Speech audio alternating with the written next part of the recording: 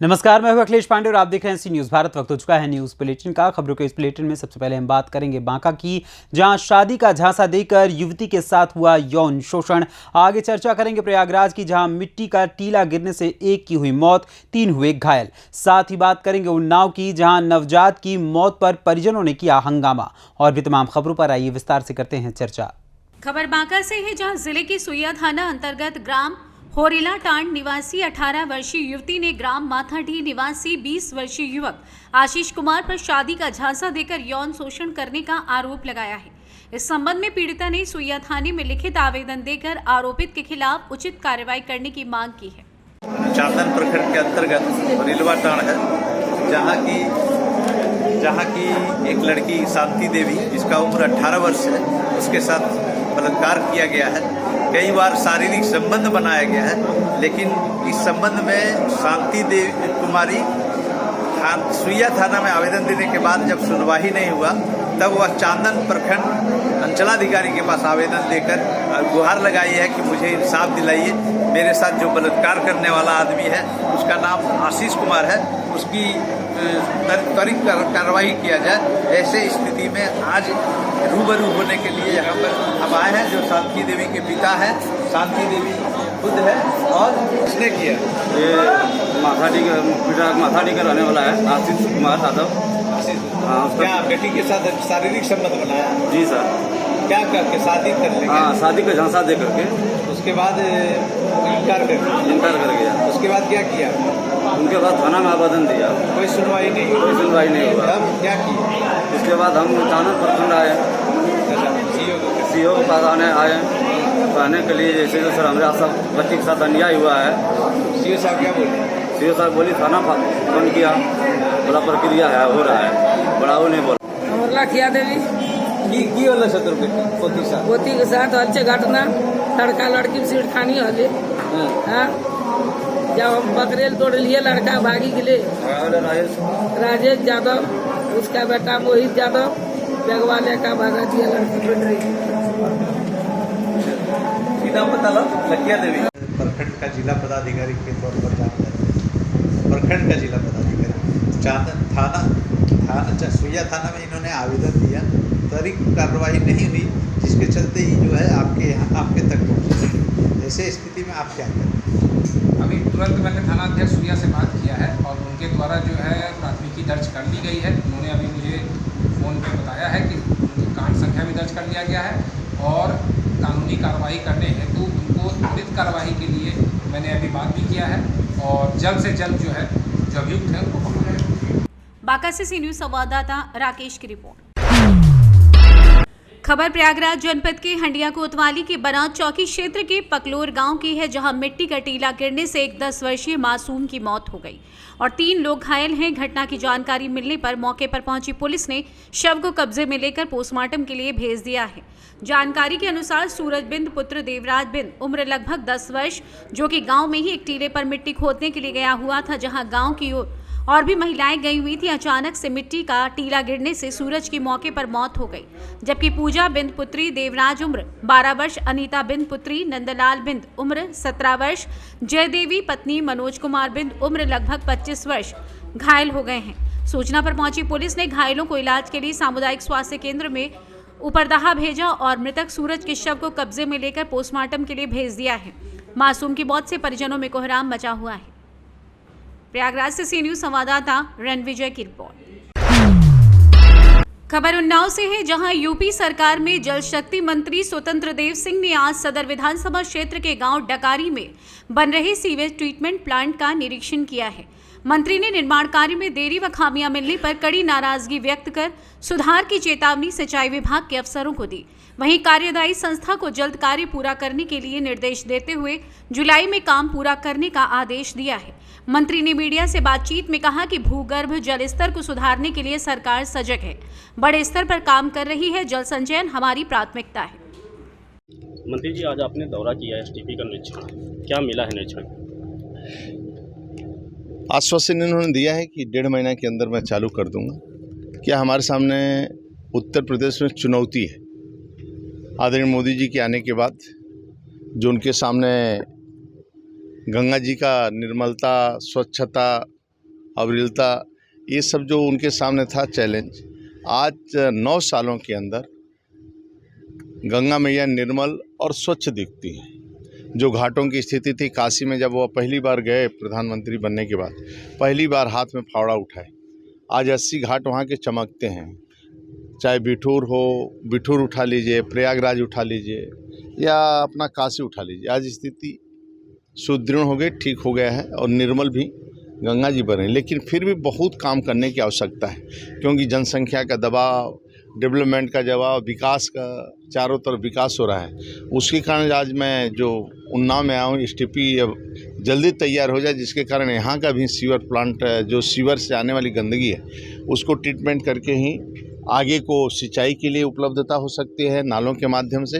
बाकी तो सभी नाले लास्ट में जो है वह गंगा जी में मिलता है, तो शुद्ध पानी गंगा जी में गिरे और जितना अच्छा रहे शुद्धता, ये हमारे सामने चुनौती है। इसलिए पूरे राज्य के अंदर 25 में कुंभ आने वाला है, तो कुंभ, दिव्य भव्य कुंभ के पहले बिजनौर से लेकर बलिया तक गंगा जी के किनारे के सभी प्लांट हमारे चुस्त दुरुस्त हो जाएं और जो शेष काम बचे उसके DPR तैयार होकर वो भी काम लग जाएं। जो कुछ नाले, जैसे कानपुर में कुछ नाले हैं, बाकी शहरों में नाले हैं, वो भी ठीक हो जाएं। और सबसे बड़ी चुनौती आदरणीय जो मोदी जी का सपना था, जल जीवन मिशन के से अपेक्षा थी।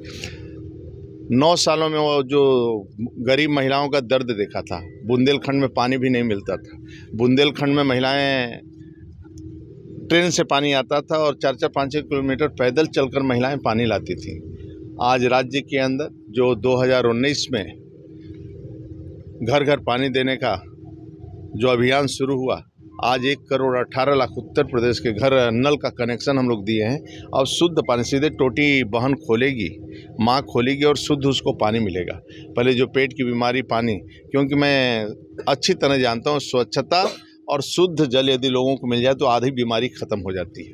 इसलिए एक बार रोटी न मिले चलेगा, लेकिन शुद्ध जल मिलना चाहिए। तीसरा हमारे सामने चुनौती रहता है इस समय जून के महीने में बाढ़ का संकट। पिछले बार भी 100 सालों का रिकॉर्ड तोड़ा बाढ़ का, लेकिन ज़्यादा हानि नहीं हुआ जिस प्रकार हानि होता था राज्य के अंदर। तो हमारे प्रोजेक्ट जितने थे समय से पूर्ण हो चुके थे। इस बार भी आज आदरणीय मुख्यमंत्री के अध्यक्षता में आज बैठक थी सुबह 10 बजे, उस पर भी पूरी समीक्षा हुई बाढ़ की। उत्तर प्रदेश में जितने बाढ़ की परियोजना चल रही, हम 15 जून तक उस सभी परियोजना हम पूर्ण कर लेंगे। उन्नाव से सी न्यूज संवाददाता अजय की रिपोर्ट। खबर उन्नाव से है, जहां एक निजी अस्पताल की लापरवाही से नवजात की मौत का मामला सामने आया है। दरअसल निजी अस्पताल में नवजात की हालत बिगड़ने पर डॉक्टर ने हैलेट ले जाने की सलाह दी, तब परिजन भड़क गए और हंगामा करने लगे। मौके पर पहुंची पुलिस ने मामले को शांत कराया और परिजन जच्चा बच्चा को लेकर कानपुर चले गए। कानपुर अस्पताल में नवजात की मौत हो गई। मौत को लेकर परिजनों में रोष रहा। गुस्साए लोगों ने रोड जाम कर हंगामा काटा और नारेबाजी की। पुलिस ने कार्रवाई का भरोसा देकर मामले को शांत कराया। हंगामा कर रहे थे परिजन, क्या स्थिति है? आज उन्नाव के एक निजी अस्पताल में एक परिजन द्वारा यह आरोप लगाया गया कि उनकी लापरवाही से उनके बच्चे की मृत्यु हो गई, जिस पर उन लोगों ने लगभग 10 मिनट तक सूचना पाकर के मौके पर पुलिस पहुंची। सरकार को आश्वस्त किया गया कि इस पर जाँच की जाएगी और उस पर मान के परिजनों द्वारा कुछ मांग उनका मानना है कि इसकी जांच कराई बच्चे की। सीओ साहब, ये मामला दोपहर से चल रहा था और दोपहर में यहाँ पर लॉक भी लगा दिया गया था बाहर से। दोपहर में क्या आरोप था, दरवाजा बंद जो है बाद में आरोप लगाया, मुझे बताया गया और इसी जांच की जाएगी। और जानकारी मिल रही, कानपुर के डॉक्टर ने इसकी पुष्टि भी करी है कि इनके यहाँ पर कुछ लापरवाही हुई थी। उसके लिए डॉक्टरों के पैनल बना दिया गया।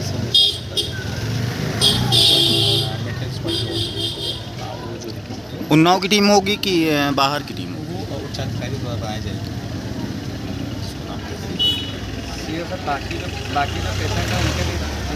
उन्नाव से सी न्यूज संवाददाता अजय कुमार की रिपोर्ट।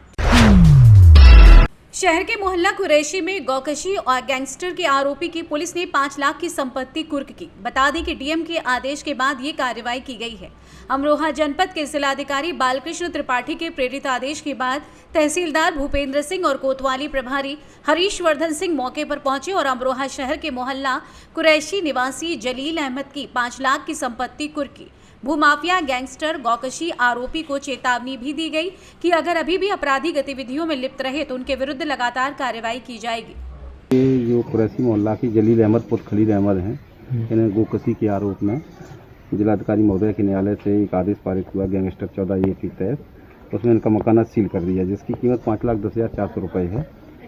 और यहाँ लोगों को थोड़ा जागरूक भी किया गया कि अगर इसमें संलिप्तता रहेगी तो इसी प्रकार की कार्रवाई की जाएगी। अमरोहा से सी न्यूज संवाददाता गौरव श्रीमाली की रिपोर्ट। कोचवाई में बिजली की तार से निकली चिंगारी से पैरावट और घर में आग लग गई और धान मशीन जलकर खाक हो गए। मिली जानकारी के अनुसार गरियाबंद के कोचवाई में किसान झाड़ूराम कश्यप का जो करीब 2-3 वर्षों से अपने ही ब्यारा में फसलों की रखवाली करता था, वहीं आज गुरुवार दोपहर अचानक उनके घर रह रहे झुग्गी में आग लग गई, जिनके बाद राहगीरों द्वारा बताया गया कि आपकी झुग्गी में आग लग गई है। तभी आनन फानन में सो रहे किसान झाड़ूराम कश्यप अपनी पत्नी के साथ धधकती हुई आग के बीच से बाहर आए। फिर फायर ब्रिगेड से आग पर काबू पाया गया, लेकिन तब तक सामान जलकर खाक हो चुका था। किसान ने प्रशासन से मदद की गुहार लगाई है। सब मशीन और धान और कपड़ा लत्ता कहाँ चाहा तो सरकार अपन ये मौजा दे सहयोग करो। का नाम दे अपन के अघंतीन कौन गांव का कोज बाय मैं यहाँ लारी में रहने का साल भर हो गई से। तो मैं खाना खा के सो रहे हूँ और हमारे यहाँ डुकरी लारी के बाहर में खड़े रही से। होटल तरफ देखे तो वह नहीं जान पाई सो बाहर के आदमी मन देखी है तब आँख मोलो उठे सो और ऊपर में मुंडू ऊपर आगे जलक है खाली में आ रहे वो जान भी नहीं कर दूसरा बाहर का आदमी बचे जानी से वहाँ तब उठे तब देखें तो पूरा आगे लग गई से। मशीन जल गए 2 ठोक मशीन जल गए, एक ठो 2 HP के एक ठो 5 के और धान नुकसान हो गए। हाँ पूरा जल गया और पिरावट भी खत्म हो गए। कहाँ चाहते हो अपन प्रशासन से? अब प्रशासन से मैं चाहता हूँ कि कुछ सहयोग देगा ऐसे करके चाहते हैं साहब। बाकी आप मन के झाड़ूराम कश्यप कौन गाँव कोचवाई। गरियाबंद से सी न्यूज संवाददाता मनोज गोस्वामी की रिपोर्ट। पुलिस की सुस्ती के चलते कोतवाली मोड़ के ग्राम भैवरा में दबंगों द्वारा लड़की व महिला को मारा पीटा गया। वहीं पीड़िता के भाई मंगल सिंह के अनुसार अपनी पुश्तैनी मकान में गेट लगाने को लेकर एक दिन पहले ही मोड़ कोतवाली में प्रार्थना पत्र दिया गया था, लेकिन आज जब वो अपना गेट लगा रहा था तो विपक्षियों ने विवाद प्रारंभ कर दिया एवं प्रार्थना पत्र देने के लिए जब वो मोड़ आया, इतने में ही विपक्षियों ने मौका पाकर बहन और मां के साथ मारपीट कर दी, जिससे दोनों को गंभीर चोटें आ गई। हालांकि घायलों का प्राथमिक उपचार कर झांसी मेडिकल रेफर कर दिया गया है। क्या नाम है आपका, कहाँ के हैं? मेरा नाम मंगल सिंह यादव भौरा घाट की हूँ।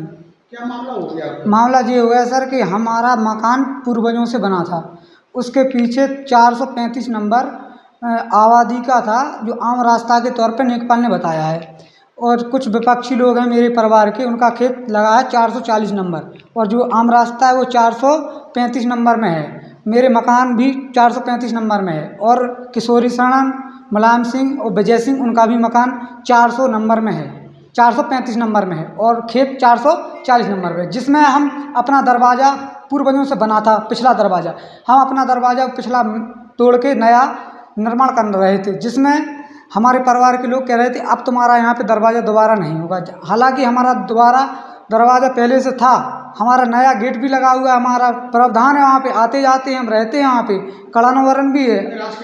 आज उन्होंने अचानक हमारे घर में घुस के हम लोगों को मारा है। हमारी बहन की आँख में चोट गहरी दी है। रामाजुर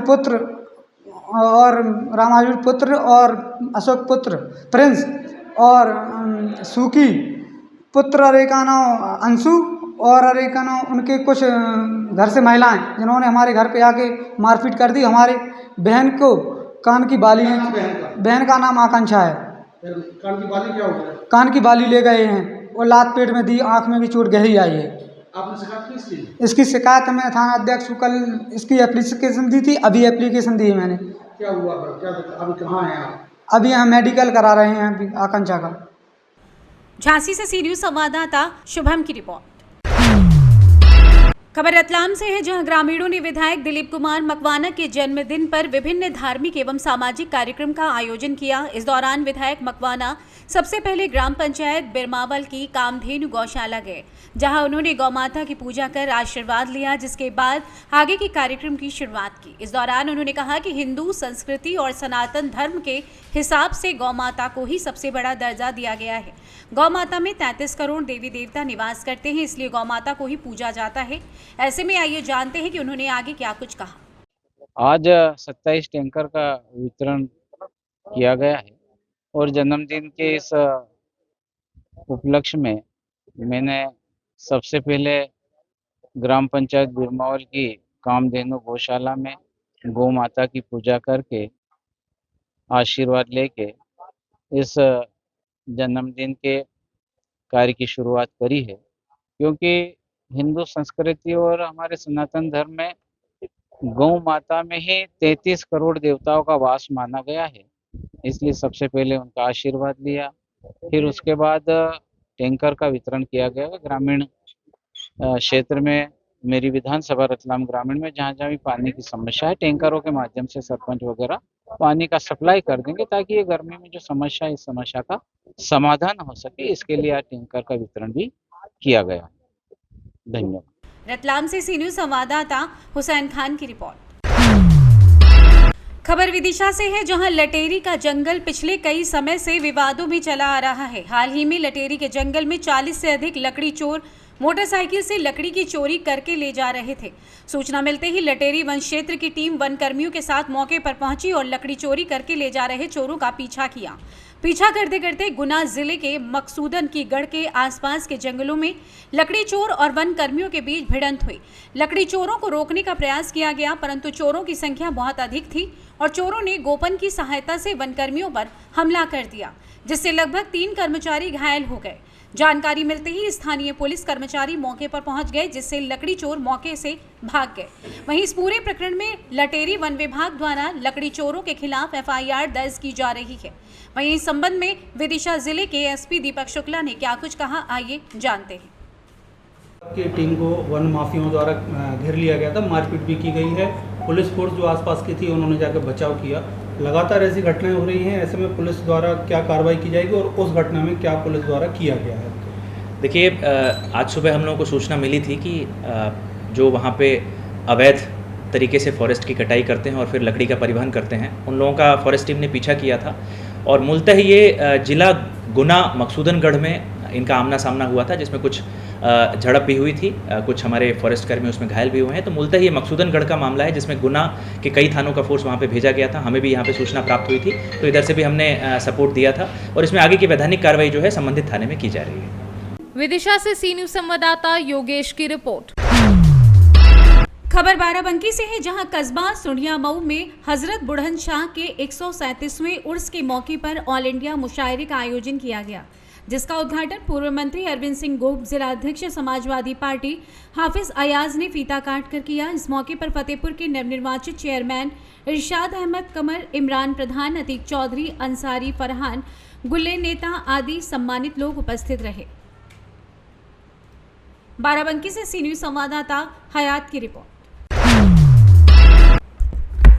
खबर चंदौली से है, जहां उद्योग मंत्री व चंदौली सांसद डॉक्टर महेंद्र नाथ पांडे ने PWD गेस्ट हाउस में प्रेस वार्ता कर मोदी सरकार के 9 साल की उपलब्धियों को गिनाया। इस दौरान उन्होंने कहा कि भारतीय लोकतंत्र में मोदी सरकार के ये 9 साल जनता की सेवा का स्वर्णिम काल रहा है। उन्होंने कहा कि मोदी सरकार के काम का विश्लेषण करने में ग्रंथ लिखा जा सकता है। गरीबों की सेवा, इंफ्रास्ट्रक्चर डेवलपमेंट, आर्थिक समृद्धि, स्वास्थ्य विभाग, पर्यटन विभाग सभी क्षेत्रों में काम करने को लेकर समर्पित रहा है। भारत की अर्थव्यवस्था पूरे विश्व में 5वां स्थान होना गौरव की बात है। ठीक है डॉक्टर साहब, 9 साल पूरे हुए हैं मोदी सरकार के, साथ ही साथ आपके भी 9 साल पूरे हुए हैं। क्या उपलब्धियां हैं और किस तरह से इन उपलब्धियों को लेकर के आप जनता के बीच जा रहे हैं?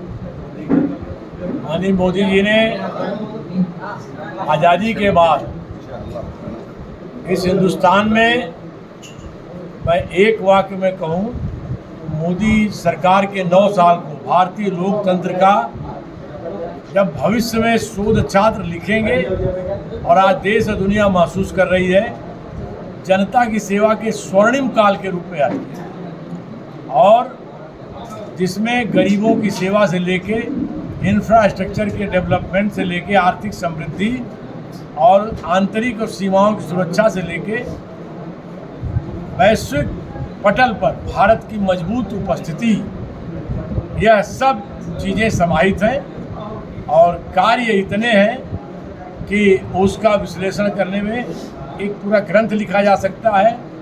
एक वाक्य में मैं विश्लेषण एक जोड़ना चाहूँगा कि मोदी सरकार के 9 साल के कार्यकाल की अनेक विशेषताएं के साथ साथ एक सबसे बड़ी विशेषता है, वह है मोदी सरकार के कार्यों की योजना बनाना और उसका डिलीवरी सिस्टम।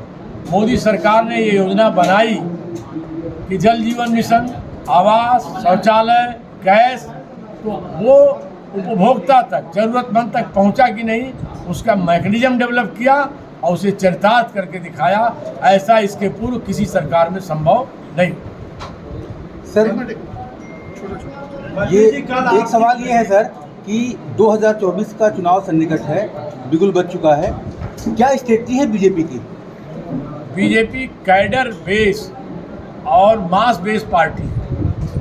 बीजेपी एक दिन काम नहीं करती है, नियमित काम करती है। 9 साल के महाजनसंपर्क अभियान करने के 30 मई 30 जून के इस अभियान में आप स्वयं देख रहे हैं कि लगातार जनता के बीच संवाद और कार्यकर्ताओं को एनर्जाइज करना, जनता को अनेक सेवाओं की स्मृति दिलाना, तो बहुत ज़बरदस्त तैयारियां हैं।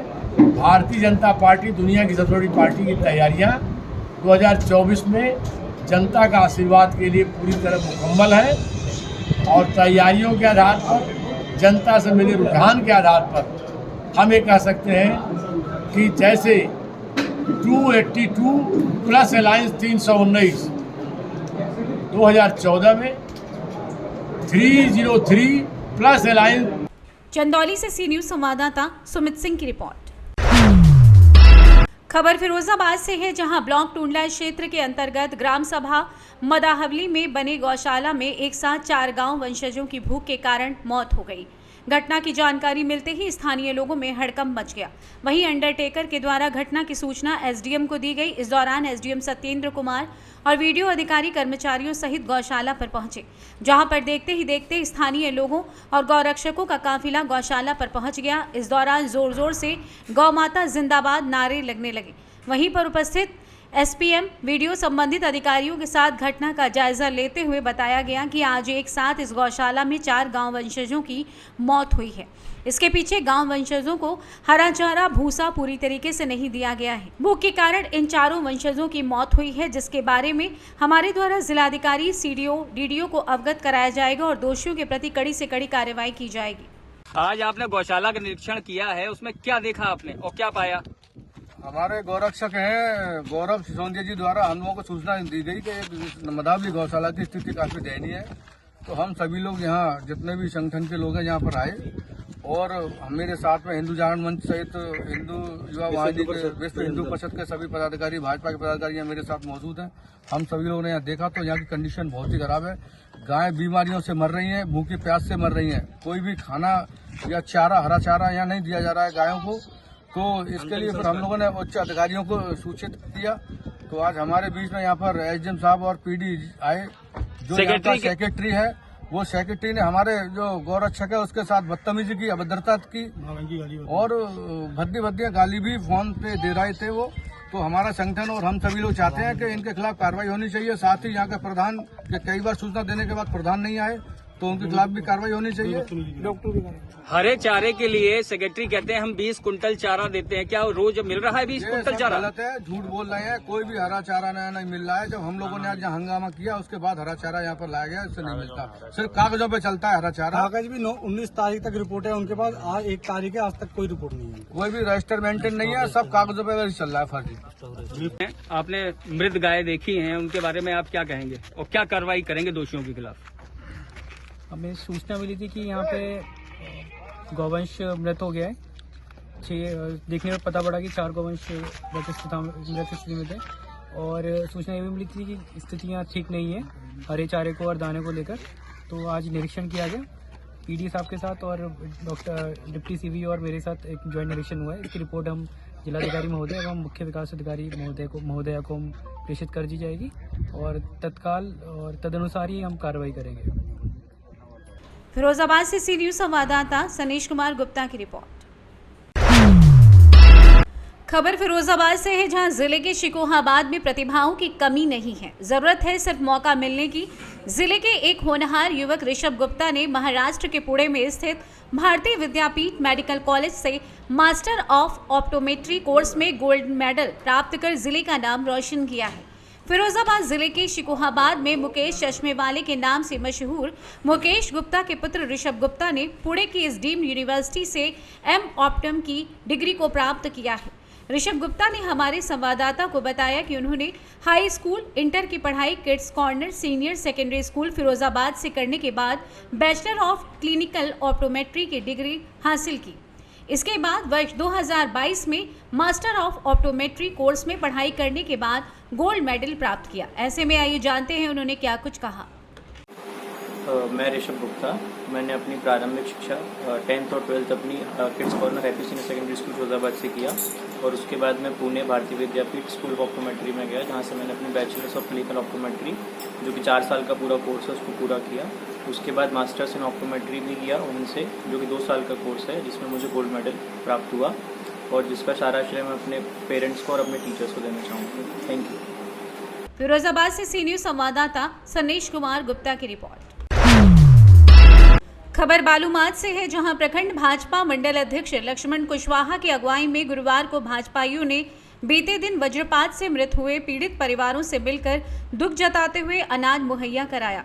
इस दौरान मंडल अध्यक्ष कुशवाहा ने बताया कि पिछले दिन झाबर पंचायत के इचाक गांव निवासी अधेड़ महिला सोहरी देवी पति बेगन गंजू की मौत वज्रपात की चपेट में आने से हो गई थी, जिसे ध्यान में रखते हुए आज पीड़ित परिवार से मिलकर अपना दुख व्यक्त करते हुए परिवार को अनाज मुहैया कराया गया है और नियम संगत सरकारी मुआवजा दिलाने में मदद का भरोसा दिया गया है। इस मौके पर अमित कुमार, वासुदेव उरांव, नीरज सिन्हा, गजेंद्र, हिमांशु, रघुनंदन सोनी, विनोद यादव, अशोक यादव, मुरारी गंजू, देवलाल भगत, वीरेंद्र गंजू, अवधेश साव, कारू लोहरा समेत कई भाजपा कार्यकर्ता मौजूद थे।